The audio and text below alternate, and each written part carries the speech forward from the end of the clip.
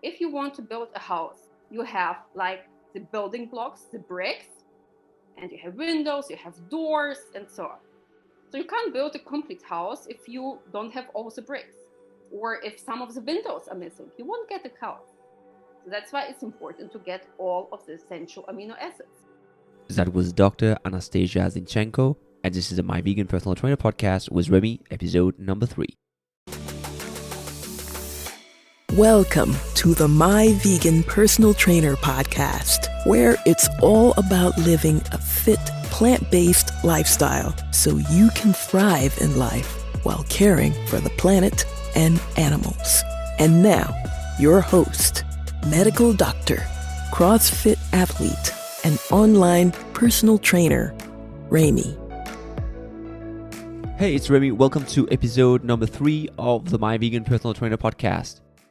So how do you get your protein, bro? The number one question every vegan gets to answer on a random Tuesday afternoon. The guest for today's episode couldn't have been a better pick to answer this question. Your mind might want to put her in a stereotypic box, but you will fail miserably because she has created her very own. She is an international level powerlifter, bodybuilder, and an interdisciplinary scientist with a PhD in biochemistry from the University of Cambridge, working in the field of sports nutrition, exercise science, mental health, and food science. She has coached hundreds of people the world over, helping them lose weight, build muscle, and eat healthy without suffering and compromising. She has written over 150 articles as an expert for plant-based protein, nutrition, and exercise science for digital and printed media such as Men's Fitness magazine.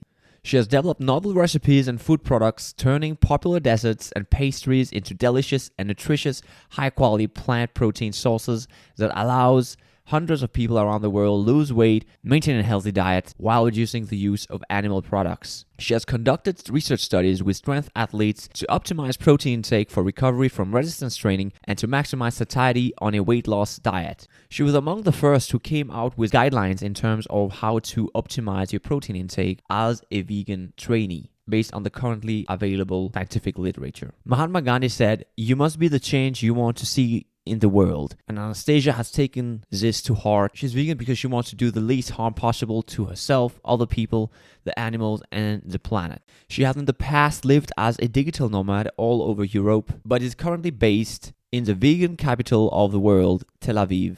So where do you get your protein, bro?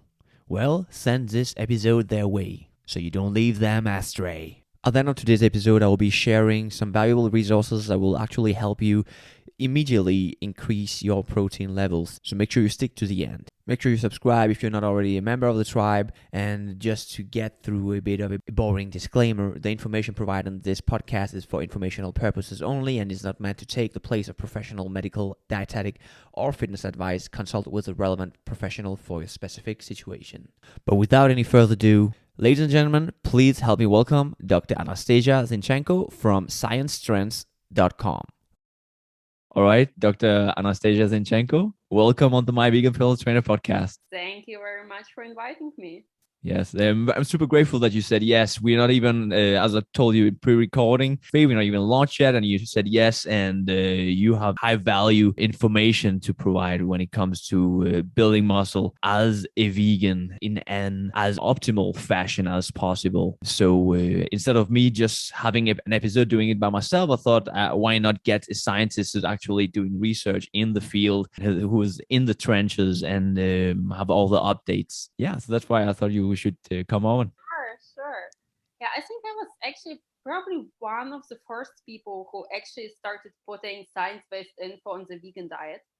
Because when I became vegan, I think it's like 9 years ago. So I became vegan and started strength training at the same time. At that time, I was a PhD student at the Cambridge University in biochemistry. And, I just started lifting. And the reason why I started lifting was I was an endurance athlete for my entire life. I was running, mountain biking, swimming. And then I moved to Cambridge for my PhD. I spent most of my life in Germany, or like now I can't even say most of my life because I grew up in 3 different countries and lived in up to 15 countries up to now. So, okay, in Germany, I spent like 15 years, which is like a decent part of my life. And, the state where I'm from everything is full of mountains, full of forest. So I was outdoors like all the time, just getting out, running, mountain biking, or like swimming. My background is in swimming. Then I moved to Cambridge, UK. It's probably the flattest part of like Anglia. And I was like, oh, okay, what am I going to do? There are no mountains. I can't mountain bike.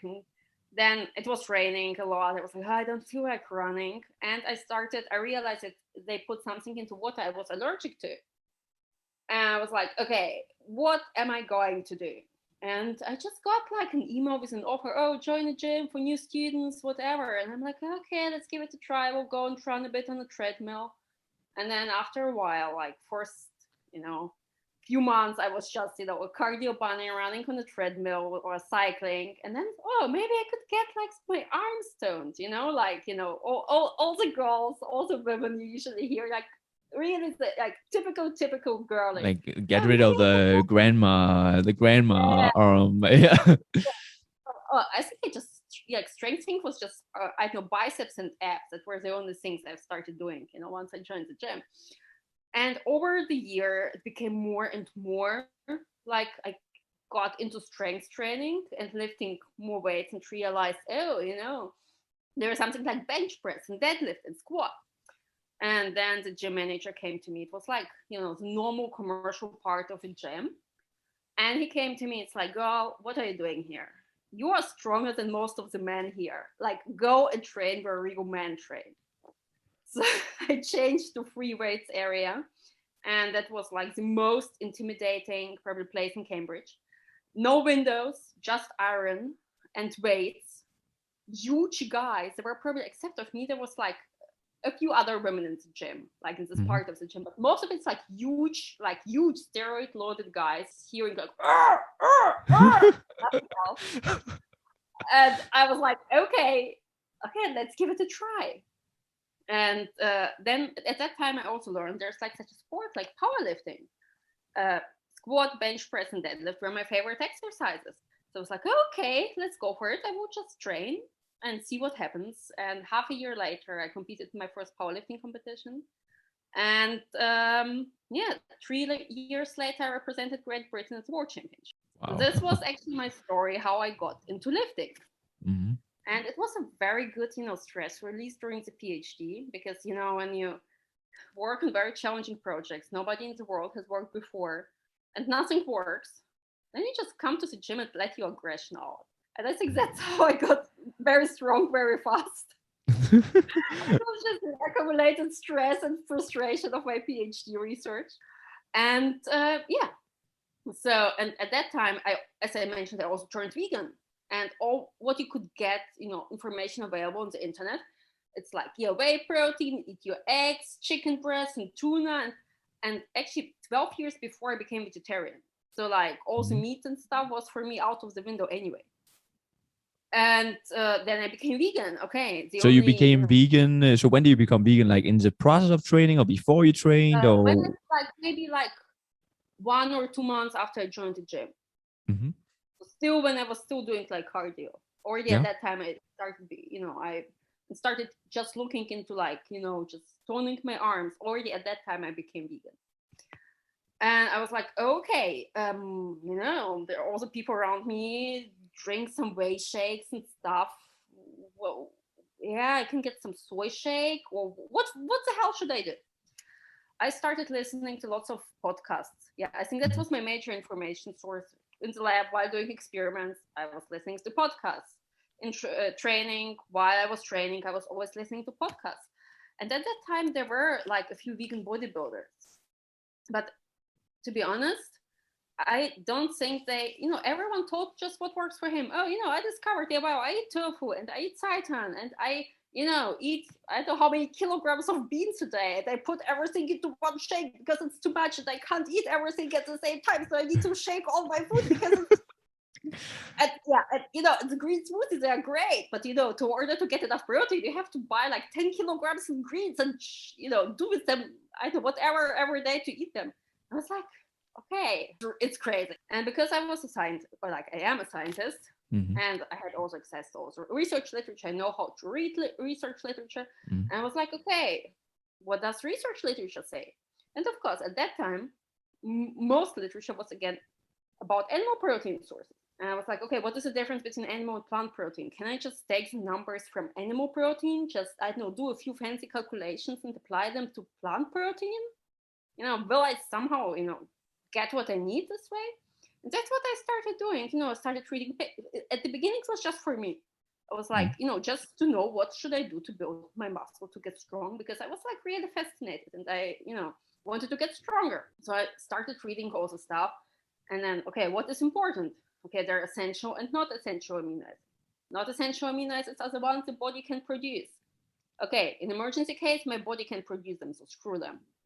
Okay, what are the essential amino acids? Oh, essential amino acids are this and this and this. Let's see, in animal protein sources, there's this amount of them. Let's compare to plant protein sources.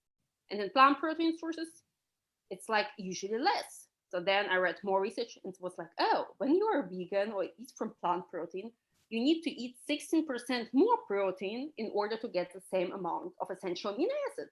So I was like, oh, amazing. Let's take the recommendations for animal protein and put 16% on top.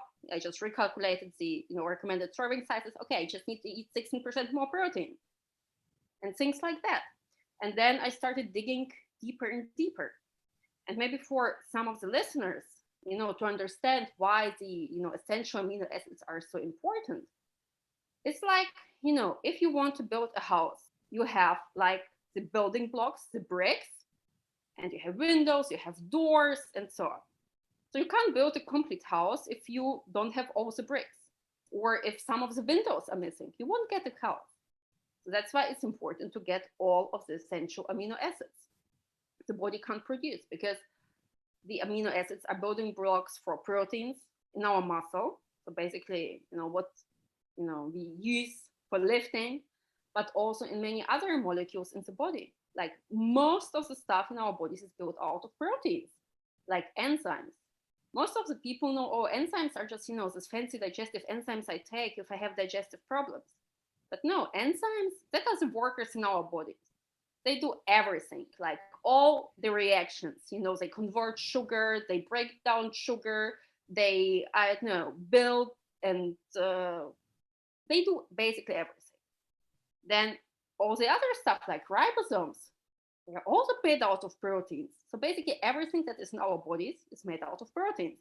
So protein is not only important for people who want to build muscle, but everyone, because your cells are regenerating, you're growing, you need protein. And yeah, there are like this different building blocks for proteins, the amino acids. Protein is like a long chain of amino acids. And that's why it's important to get all the right, all the essential amino acids in, because your body can't produce, or like our bodies can't produce them. And now the thing gets even more interesting, because we need different essential amino acids in different amounts. So I started looking into the single amino acids. It's like, okay, what are the amino acids that is the most difficult to get on a vegan diet? It's like lysine and sulfur-containing amino acids. Lysine is like often like there's more lysine in all kinds of legumes or like soy products, and sulfur-containing amino acids are more like abundant in grains. Like, I don't know, rice, wheat, and so on. But on the other hand, you can't take rice as a protein source, because rice is mostly carbohydrates, like, I don't know, 80% carbohydrates, and then 10% protein, or like, I don't know, 10 to 15%. And then it starts, okay, then I started calculating, oh, okay, if I have to get the sulfur-containing amino acids from rice, how much rice should I eat in a day? Started, looking all the nutrition data up, and then it's like, oh, I need to eat, I don't know, some crazy amount, like 3 kilograms of rice a day. Okay, it doesn't cut it. Okay, maybe I should take rice protein powder. So it was like a very long story how, I learned myself, looked into the research, looked at nutritional data, looked not just nutritional data, oh, how many calories has this food, but what specific amino acid has this, vegan food, and how can I use it? And then I started everything combining, like, first in recipes for me.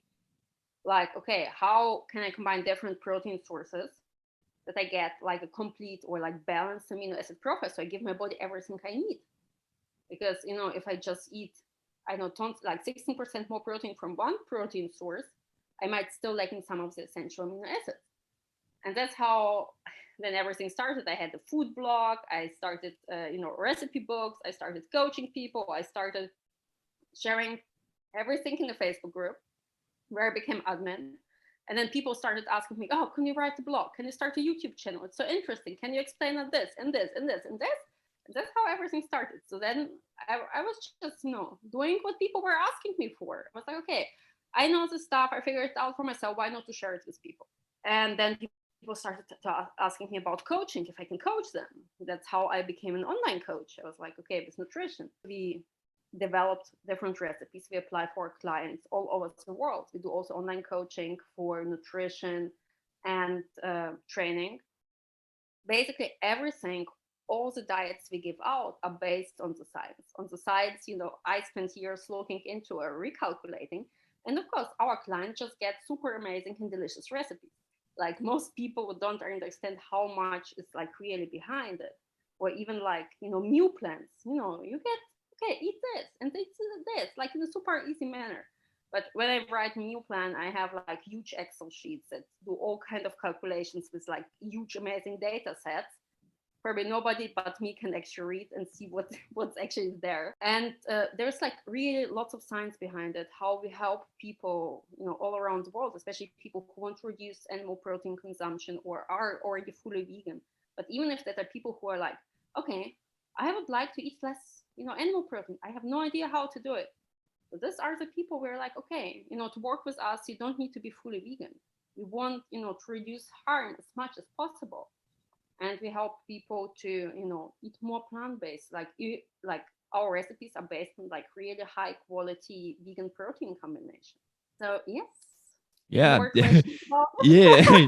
I've not even come to my questions yet. But you already, it was a good head start. You already started the conversation when it comes to protein, and as I already mentioned, the purpose here is to kind of build an overview for a vegan who is wanting to optimize the process of building muscle. If we can start from a bird's eye perspective and start going deeper and deeper into the trenches. Let me just start off with a question. It's a bit broad, but how do we approach this whole task of optimizing our protein intake as a vegan who wants to optimize our muscle building process? So first of all, as a vegan, you need to eat more protein than, let's say, a meat eater. Yeah. Based on the research we have available, for optimal, muscle building, if you eat animal protein sources, it's enough to eat 1.6 to maybe 1.8 grams per kilogram body weight. In the research studies we have run, we use as a like lower optimal limit 1.8 kilogram per body weight. So that's where research studies on people who weren't vegan, because like really cool vegan research is something that is like really lacking at the moment. So if someone has too much money, like a few millions, I'm happy to accept them and run like vegan research on this topic. But up to now, we just don't have enough like data and enough money to run the research studies like really on a vegan population. So that's what we, let's say now. I have taken like, okay, 1.8. Then, I looked what, 1.8 gram animal protein. And then I took different animal protein sources and looked at the amino acid composition. In this 1.8 gram per kilogram protein, how much of it is lysine? How many percent is sulfur containing amino acids? How many it's like, BCAA? Put it down basically in different percentage ranges to look at individual amino acids. Then I took vegan protein sources, all kind of different stuff, starting from tofu, pea protein powder, gluten, seitan, whatever people eat, and looked how much of this food should you eat and how should you combine it to get the same amount of the essential amino acids as you get in this 1.8 gram per kilogram protein. We know from research studies for animal protein. So what I got based on my calculations was okay, if you combine, let's say, as a rule of thumb, about half of your protein intake comes from grain protein and half of your protein intake comes from legume protein. Like grain protein, like seitan is a great source. Legume protein, tofu is a great source. Let's take this too.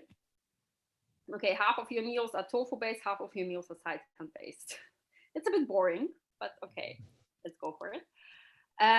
Okay, then you need to eat 2.4 grams per kilogram body weight. If you take it, from plant protein sources. 2.4 grams per kilogram is actually a lot, depending on the diet, especially if you are like either like a person who doesn't move a lot or like a smaller person, or at that time when I calculated it, I was on bodybuilding contest prep, so I competed in bodybuilding as well. I was like, okay, if I just eat, this means for me I would just eat protein and nothing else because my calories were so low. Then I was like, okay, usually the limiting amino acid, also in this case, was lysine. I was like, okay, there is a lysine supplement. What happens if I would just say I will just supplement with lysine? And then, based on your body weight, it depends on how much lysine to take. But let's say even like 1 to 2 grams, it's not a lot. It's just 1 to 2 grams would apply for like most of the people, depending on the body weight. Okay, I take like 1 to 2 grams lysine a day. And I realized then I just need to eat 2.1 grams per protein, protein, 2.1 gram protein per kilogram of body weight. And then I made this like, okay, either you supplement with lysine or you don't. If you don't supplement, probably the most, like, where you're like really on the safe side, it's 2.4 grams per kilogram. And if you supplement, it's 2.1 grams per kilogram. So these were the things I kind of calculated for vegans. Just a question. So when you're supplementing with lysine and you then drop the protein intake need to being 2.1 gram per kilo body weight, but when you do this, do you then still make sure that the protein intake has the same Yes. percentage, the same proportion? So you're saying 50%, Yes. half that, yeah. Ideally, it would be even like 50% legumes, 25% grain, and 25% from seeds. But but again, here we have like the theoretical world, what you calculate, what is in theory the best, and practical. How many people use seeds as protein source? Then because it's like usually seeds are also high in fat. Seeds aren't a protein source. Seeds are a fat source. Then it comes further, things what we kind of put in account for in our meal plans. Many vegan protein sources people don't know. Many people don't know that there's like defatted sesame seed flour. Sesame seeds are seeds. And you can make it, for example, to bake protein bread. You can use it for protein hummus and things like that. That were like, the recipes that emerged based on this like research. It's like, okay, we need somehow to get this in. How can we create like cooler recipes where people can still get it in? So there are kind of some options. Sunflower seed flour is also great for like protein bread, also like in combination with different flours. But most people, most vegans just don't know it and don't know where to get it. That's why, we have also like lists for different links for different countries. Like we have clients from the US. Okay, here's the links. That's where you can, order it there in the US. That's where you can order it in Australia. That's where you can order it, I don't know, in Germany and get this in the store. That's That's useful for our meal plans, because yeah it's important for us that we just that people can really get it, and benefit from it. So, but if you don't have any seed flour available or don't know where to get it and what to do it, okay, just go half grains, half legumes, like protein, not the amount you eat. Yeah, I understand. Okay, so 2.4 gram per kilo body weight, and it drops down to 2.1 with lysine supplementation. From there, like, how do we go about it with this number? Is it something that we can use for everybody? So 2.4 gram per kilo body weight without? It's not a number I use like absolutely for everybody. Okay, another thing that is important maybe also to know, because like in the vegan community, there's like such let's say stream of people who think that not processed stuff, raw food is particularly good and healthy. Cooking is not good for you. But to be honest, cooking increases digestibility and raw food decreases digestibility. So if there's even someone who eats like mostly a raw diet, then the protein requirement even goes up to 2.7 grams per kilogram. Yeah. Which is actually like not doable if you eat just, I don't know, often that are like vegetarians. It's a lot. It's like, what do you want to eat? Like 10 kilograms of fruit a day? Like seriously? So it's just not doable. So that, that's another thing, but I just say it. I usually, I don't make any raw vegan meal plans and stuff. They're like, certain criteria for clients we have. It's like, okay, we don't take any clients we have clients who have like, certain needs because of certain health conditions, but people who want to eat fully raw, it's, not our story. Let's say it like that. Yeah. Okay. Then, of course, it depends also on person's body fat percentage. For people who are at a very high body fat percentage level, I use lean body mass, because otherwise you end up with like, 200, 300 grams of protein a day. It's just nonsense. Okay, let's say it's like 40 to 50% body fat. Then you just reduce the weight by 40 to 50% and then multiply it. And then also what I look for is also what is the goal of the person. Is building muscle the primary goal, or let's say losing fat? Because most people come to us and they're like, okay, I want to lose fat and build muscle. Then it's important to know what is like the more important thing for this person at the moment. So for example, if fat loss is the more important thing now, then and the calories are low, sometimes I can't get the optimal protein in. Because otherwise the diet will become like too painful. Then I end up, with 140 grams protein, 50 gram carbs, and 40 grams fat. And I don't, it's not sustainable. It's not enjoyable for most people. And the most important thing is that it's sustainable. If you can't follow a diet for a long time, if you hate it, Okay, then it's like, okay, fat loss is more important now. I take some, grams down from protein, put them to carbs, that I can create balanced meal and also like healthy balanced nutrition, because often like fruits, vegetables, and other nutrient rich foods, they have carbs. There's no point cutting out healthy food from the diet, Yeah. Just, I don't know, to build 10 grams more muscle, like there's no point. So, okay, fat loss is a priority, then, I just try to adjust it so I can get like as close as possible to the protein goal while still, maintaining a balanced diet. Yeah. Do you have a recommendation you go for, like when someone is cutting versus bulking, the numbers we can strive for in those situations? Numbers of protein or calories or? So I mean, is the amount of protein per kilo body weight? Yes. It's still about the same. Yeah. Okay. So cutting or bulking, we're still going for this around 2.4 gram per kilo body weight. For optimal muscle gain. Yeah. Yeah. All right. So just to elaborate a bit on the way we are dividing our protein sources with 50% legumes, and you said optimally in the perfect world, 25% being from grains, 25% being from seeds. Why is it so important to go for this proportion? And why couldn't we just be focusing on, okay, I just need to get 2.4 grams per kilo body weight, and that's it? I looked at individual amino acids, as I mentioned, in order like to build, a muscle protein. And I took actually the composition of the human muscle as the optimal protein composition. Like, if you want to build a house, it's like, one protein source has more bricks and the other protein source has more windows. If you eat, just from one protein source, let's say, you will end up with a truck full of windows and no bricks, or like just a few bricks. Can you build a house, or in an optimal way, Okay, you can build some kind of house consisting of, I don't know, 90% of glass and windows, maybe a few bricks, but it's not what you actually want, you know? That's Yeah. why it's important to, get different protein sources. For example, why seeds are higher in the amino acid isolysine. Hmm.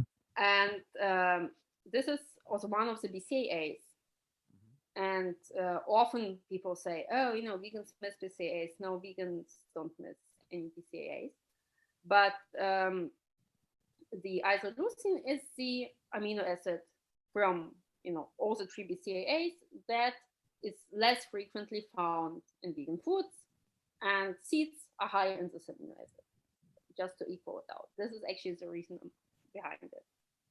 Then there's also the thing, very, very interesting thing about leucine, the one of the three BCAAs, because Hmm. it's not only a building block for muscle, it has two functions.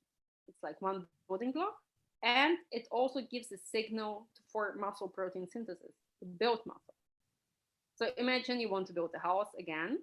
You need also workers, and you need like a boss of the workers who tells them, okay, guys, start work, and I don't know, stop chilling, stop eating, stop drinking, and go to work. Hmm. So this amino acid has this function. It's break on the one hand, and also this kind of major worker who tells to start building muscle, to start building, your house. And that's why there was like lots of fuss around it. It's like, okay, how much protein? Okay, what is the optimum amount protein I should eat per meal? So then I get enough of the specific amino acids to signal muscle protein synthesis, to signal building muscle, and so on and so on and so on. Of course, I made calculations to this topic as well. Of course. And from what I got, it's actually for elderly people, they have usually higher requirement than young people, because it's in the research literature, it's kind of described that elderly people are more resistant for building muscles than young people. In the literature, elderly people are defined as people over 65. So if you're under 65, you're still a young person, Okay. per definition That's good of to the know. research. Yeah. That's why many people often confuse, what if I'm 60 years old, I'm young? It's like, well, that's the so that's what's the definitions they put there. So it's not my fault. But actually, some research argues that it's not about the age, but actually inactivity. That people become more inactive, and if like an elderly person is like very active, the same rules apply to this person as to a young person. So In regards to the protein protein, requirements. yeah, to protein and to building muscle. Then this person also builds muscle, like, let's say, almost as efficient as a young person. So I think that's a great motivation for everyone. Just stay active up to an old age. Just be active. No matter what, just be active. Lift weights, move a lot. That's it. So basically, and let's say the definition, like the thresholds for a young person, even like considering the lower amino acid amount, essential amino acid amount in plant protein sources, when I applied those numbers, I got about a number of, okay, it's enough to eat 15 grams protein per meal, like in order to get the signal going for building muscle. Mm-hmm. However, again, plant protein sources, depends on what you choose, can be not as well digestible as let's say animal protein sources, because but also animal protein sources is like they require cooking. Like raw egg is also very, very undigestible. Let's say it like this. So it's not just about vegan protein, it's just about general digestibility. So okay, and but plant protein sources have like more anti-nutrients. Like anti-nutrients are just molecules plants use to defend themselves, because there are lots of bugs out there that want to eat plants. So the plants produce anti-nutrients to defend themselves. But also these anti-nutrients, when we eat plants, can interfere with our enzymes that are responsible for the protein digestion. That's why the protein, digestion goes down. So basically, to account for all this stuff, which we can't really 100% account for, because everyone's digestion is very individual and there's absolutely no point to overthink it. because otherwise we will just drive ourselves crazy. Yeah. And it's actually like a pretty good number to hit. Usually, Mhm. the protein target per meal I recommend is 30 grams protein. 30 grams per meal. Yeah, so I doubled it. Also looked at the kind of daily protein intake that is kind of optimal for like most people, without any extreme cases. But most people are somewhere between, I don't know, women 50, 60 kilograms, 70, man maybe 70, 80, something like this. It usually falls well into this range. Then if you eat 3 to 5 meals a day, because it's also something that is fewer meals, 2 meals a day is not really recommended. More like frequent smaller meals a day, because I know it's good for metabolism. It's also like bullshit. Actually, there were a few research studies where they compared protein feeding. If you have, I don't know, 10 Mhm. grams protein once an hour, or if you have 20 grams protein every 2 hours, And or then big something like that. boluses. Yeah, so the for muscle building, it's better to have like higher protein amounts spaced out by a few hours than drinking your 10-gram protein shake every hour. Yeah. So like really small time intervals and like really small protein amounts, it didn't really make sense. So basically, considering this 3 to 5 meals a day, you're like really on a good side. Okay. And that being 30 grams of protein per meal. There was a study with animal protein, which was they examined 70 grams protein per meal, because Mhm. there's also this myth that you can absorb just, I don't know, 20 or 30 grams protein per meal or something, like there's this kind of crazy myth out there.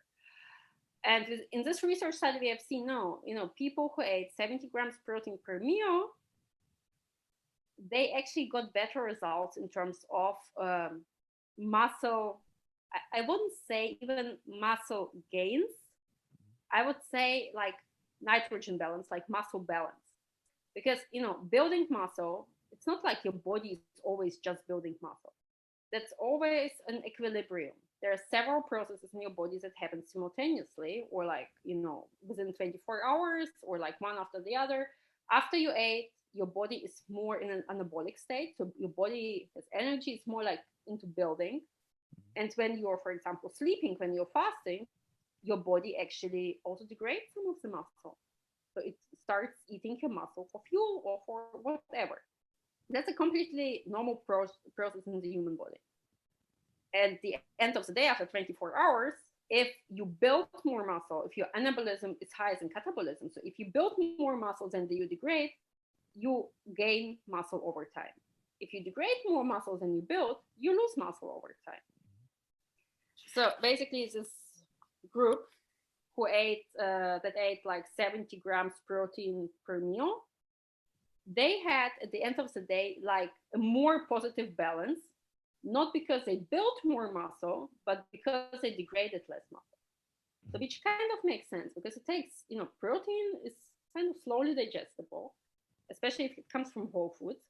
And if you eat like 70 grams protein per meal, your body takes, I don't know how many hours to digest it, and the amino acids swim around in your bloodstream. So they are available. There's no point for the body to degrade the muscle, because there's like lots of protein swimming around in the bloodstream and still coming in because of the slow digestion, even when people are fasting and sleeping. Yeah. So Makes after sense. this like really large protein feeding, just the muscle degradation was reduced for a longer time. Not that they built more muscle, but the muscle degradation was reduced for a longer time. Mhm. Yeah. Okay. All right. And training level wise, would the number be the same if you are a beginner versus someone who's been doing this for a long time, strength training, or how would it be the difference if there is any? Well, this number is taken for actually trained population. Now, in theory, beginners, what many people kind of don't know or think the other way around, beginners need more protein than advanced lifters, because if you're already advanced trainee, you Mhm. are closer to your genetic potential, muscular genetic potential, because as a beginner, it's a new stimulus. You start building, you start lifting weights, you start building muscle relatively quickly, and you see quickly changes in your body.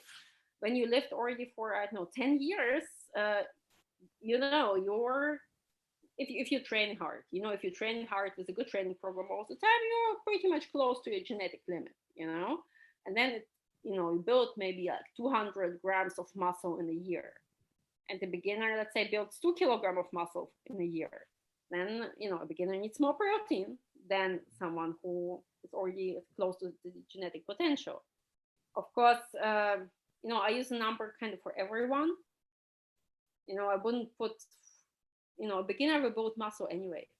Use the protein in the most optimal way, Yeah. And I have never seen a beginner who just starts lifting and say, oh, okay, in 1 year I want to be like competing at the world championship. It's just not realistic. You're a beginner, see that you stick to a training program and your nutrition and everything, you need will happen as long as you follow your program.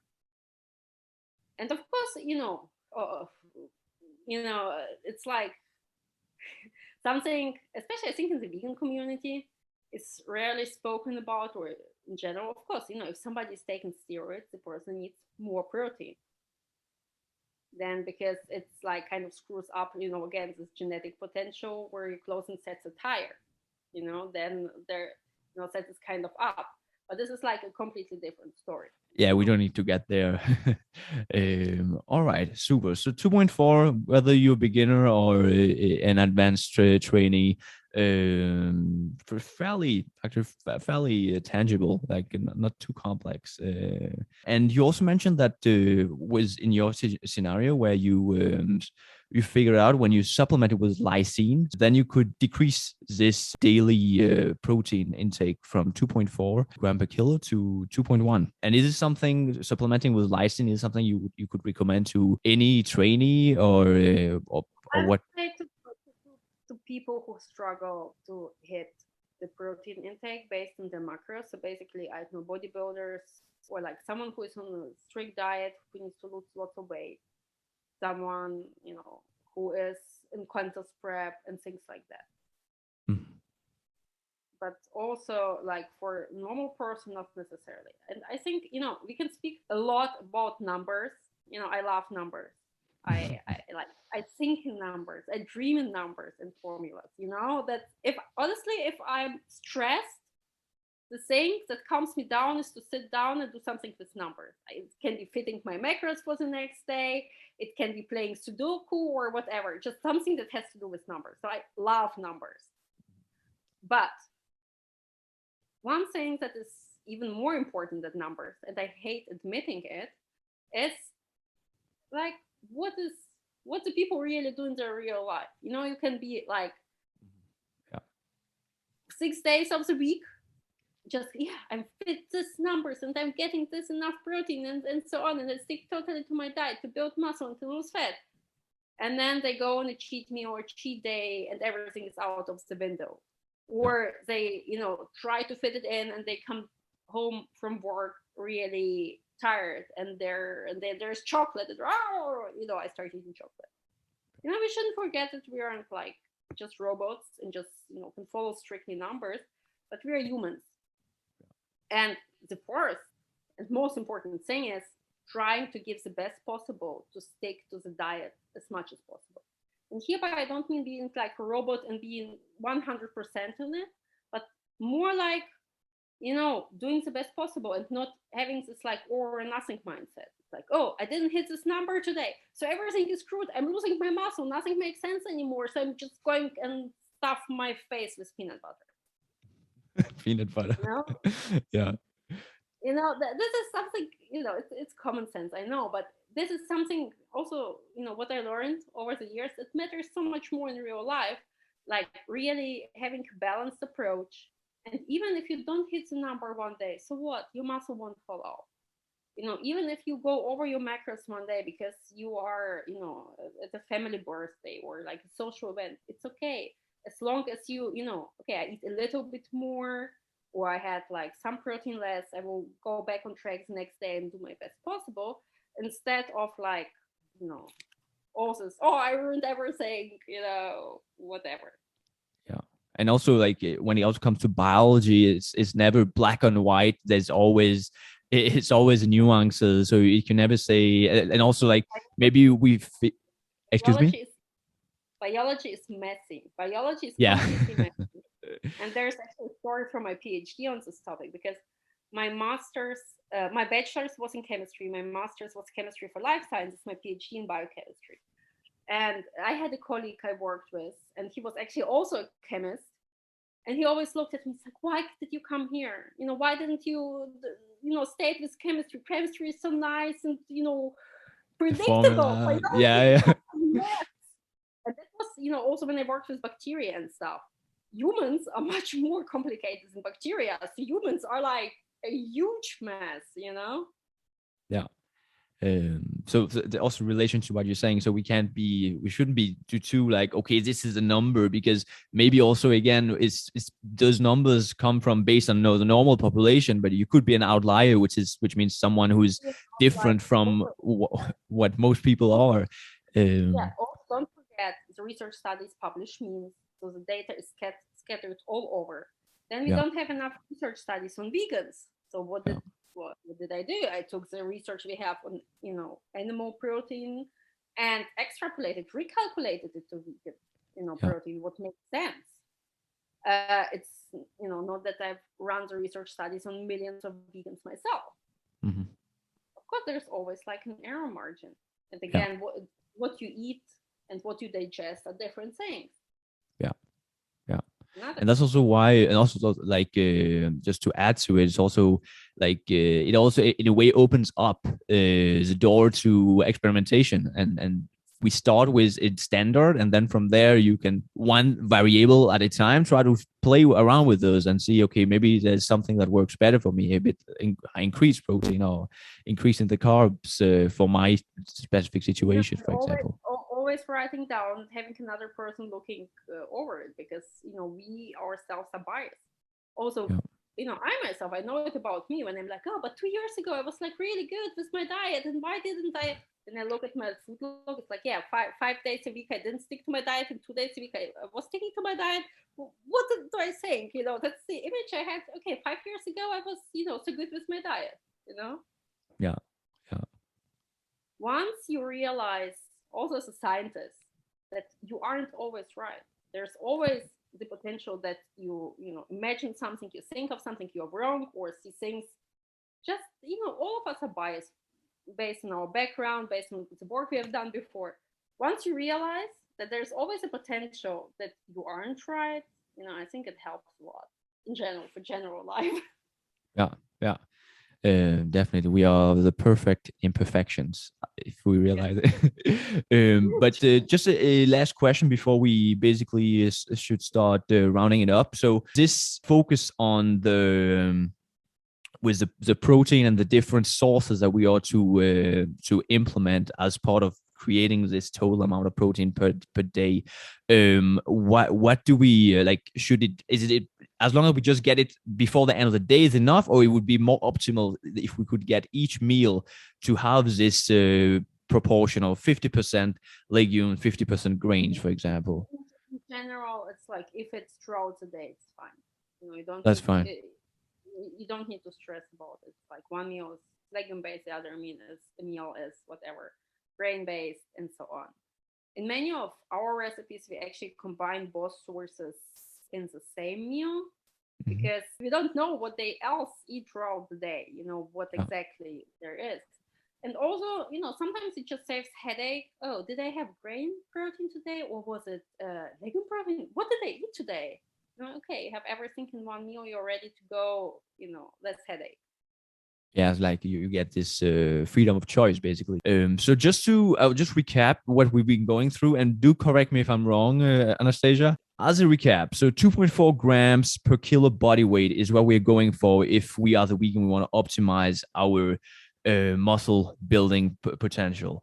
And we want to strive for this 50% of the protein coming from legumes, 50% coming from grains. If you really want to go into get even more detail, then 50% legumes, 20% 25% grains, 25% seeds. But for most cases, 50% legume, 50% grains, that's fine to go for. And as long as you just meet these protein requirements during a day, then you're good. Don't really need to stress it per meal. You want to go for around the 30 gram of protein per meal if possible. But I'm thinking that it would be best to like, if it's like, for example, like for, I have often women who are like on the smaller side, then it's like 25 grams protein per meal. Yeah. So, I'm also going to add, so basically you have your total number of protein for a day, and you could basically just divide it up so that you have something that's near this amount. Meals, 4 meals, you're on the safe side. Like 3 main meals, snack or something. Yeah. Super. That's pretty much it from what I have. I don't know if you have anything you want to add to our protein podcast episode for today. Well, what can I add? So, you can get enough protein as a vegan. You can build your muscle as a vegan as long as you're annoying, as long as you know what you're doing. Yeah. And you can even enjoy it with our recipes and our foods. Yeah, that's it. So but anyway, that's pretty much it, Anastasia. I want to really thank you for being on it on this episode today, and I want to thank you for your time. Before you go, where can people find you? You can find me. My account is Science Strength, like science and strength. Also written on Instagram. That's where I also put like lots of my own training stuff. Usually, almost every day, story videos with training, explaining what I do and things like that. Also food. Then the webpage with many articles I've written. Also, there's like a huge vegan protein guide for optimal muscle building. There's like a huge article where I explain everything I spoke about. It's also sciencestrength.com. And I have a YouTube channel. It's also called Science Strength. It's not very active, so most of the videos I uploaded years ago, but people seem still to watch them, because sometimes I meet people in real life and they're like, I listen to this person. I watched your YouTube videos. Why don't you do it? I learned from you how to eat my vegan protein and how to combine my vegan protein. So there are like many old videos that still exist. Yeah. And all this will be put in the show notes. And also, just like you mentioned, with the article about the vegan protein, optimizing your protein intake as a vegan, the article that you have is very in detail, and it really, like with graphs and everything, you really get an idea of the work process you went through to figure out these numbers. And also there's also a formula as to how much lysine you supplement with. So all this, the article will be linked in the show notes, so you can just check this out to get things in written form. So thank you for being here, Anastasia, and take care. Bye. Dr. Anastasia Zinchenko, ladies and gentlemen. As already mentioned, in the show notes you will find linked a detailed scientific article written by Anastasia explaining how she got to the numbers that have been recommended in this episode. If you want to get more nuance on the topic and go in more detail, then do check it out. At the time of recording the outro to this episode, Anastasia has actually come out with a whole new recipe book, gluten-free, soy-free, high-protein vegan recipes. Because getting enough protein in your nutrition as a vegan can be quite challenging, especially in the beginning when you're not used to having higher protein levels in your nutrition. Therefore, I knew that this ebook could be very valuable to you. So I reached out to Anastasia via Instagram and asked if she had some thought of a promo code that I could offer listeners hearing about the ebook from here. And we actually did make that happen. In the show notes, you will find the link to the ebook she's just released, along with other ebooks that she has earlier released. By using the promo code that you will find in the show notes, you will be able to get a 20% discount for any of your purchases for all of her digital products in that link provided. It's not an affiliate link, so I don't get a kickback by promoting this. I actually insisted towards Anastasia that I didn't want anything back. I just want her to get all of the earnings for her hard work put behind those ebooks. So I'm sharing it here because I know for you, the listener, this will be something that can really help you immediately be making high protein recipes at home. Now your mind might be thinking, or yet another vegan recipe book. But it's important to mention that Anastasia has in the past been the co-founder and co-owner of probably the first vegan protein bakery in the world, which at the time was based in Tel Aviv. So a lot of thought goes into her recipes, both in terms of what it contains, but also in terms of how it will be satisfying your taste buds. And you have basically all the meals of the day covered. So you have your breakfast, you have your main meals, you have dessert, snacks. So there's a good chance you will find something that you like in there. Thanks for listening to today's episode. If you haven't already, make sure to subscribe to the tribe, because we got more useful episodes coming your way. Episode 4 will be about body recomposition, how we can build muscle and lose fat at the same time. Episodes will now be coming on a bi-weekly schedule, so see you in 2 weeks. And make sure you're hitting the gym consistently until next episode. Change your mindset, change your life. See ya. Thanks for listening to the My Vegan Personal Trainer podcast with Rami at www.myveganpersonaltrainer.com.